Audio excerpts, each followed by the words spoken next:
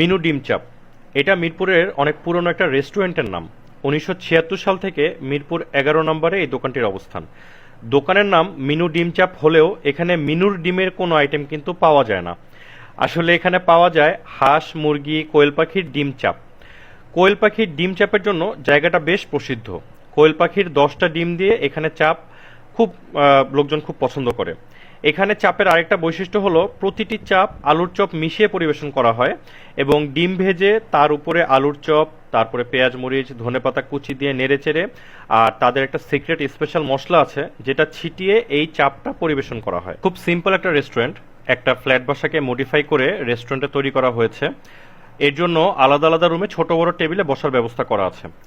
এখানে কোয়েল পাখির ডিম চাপ ছাড়াও গরুর চাপ, মুরগির চাপ, মুরগির শিক কাবাব, টিকা কাবাব, ডিম চপ, আলুর চপ, স্পেশাল পরোটা সহ আরও অনেক আইটেম পাওয়া যায়। আমাদের এই রেস্টুরেন্টে আসার মূল কারণ ছিল কোয়েল পাখির ডিম চাপ টেস্ট করা, তাই অর্ডার দিলাম কোয়েল পাখির ডিম চাপ আর পরোটা। কোয়েল পাখির 10টা ডিম একটা বাটিতে ভেঙে একসাথে কড়াইতে দেওয়া হয়। এরপর এটাতে এক ধরনের গুঁড়া মশলা ছিটায় দেওয়া হয়। ডিমটা ভাজি হয়ে গেলে 10 ভাগে ভাগ করে নেওয়া হয় যাতে উল্টিয়ে ভাজার সুবিধার জন্য।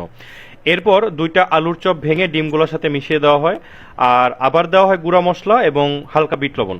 সর্বশেষ পেঁয়াজ মরিচ দিয়ে প্লেটে পরিবেশন করা হয়। কোয়েল পাখির ডিম চাপ 1 প্লেট 80 টাকা, সাথে একটা ভেজিটেবল পাকোড়া নিতে পারেন 10 টাকা প্রতি পিস এবং পরোটা 10 টাকা করে, সাথে একটা রায়তা সালাদ দেয়। আমি বলবো এটা একদমই মিস করবেন না, রায়তা সালাদটা খুবই মজা। ডিম চপটা খেতে ভালো, সাথে যে আলুর চপটা মেশায় সেটাও বেশ মজা। পরোটা দিয়ে খেতে খুবই ভালো, বাট আমি এটা বলবো না যে আপনাকে একদম খেতেই হবে, না খেলে জীবন বৃথা, জিনিসটা এরকম না। যদি মিরপুর 11 নম্বরের দিকে আসেন বা যদি আপনি কোয়েল পাখির ডিম পছন্দ করে থাকেন অথবা নতুন নতুন খাবার টেস্ট করার আগ্রহ থাকে তাহলে আসতে পারেন মিনু ডিম চাপ ঘরে, খেতে পারেন কোয়েল পাখির ডিম চাপ। 50 বছরের পুরনো একটা দোকান, 50 বছরের পুরনো রেসিপি, অবশ্যই কোনো একটা ব্যাপার আছে দেখেই এত বছরের একটা ব্যবসা টিকে আছে। তো আজকের মতো এখানেই বিদায় নিচ্ছি, শেষ করছি আজকের ভিডিও।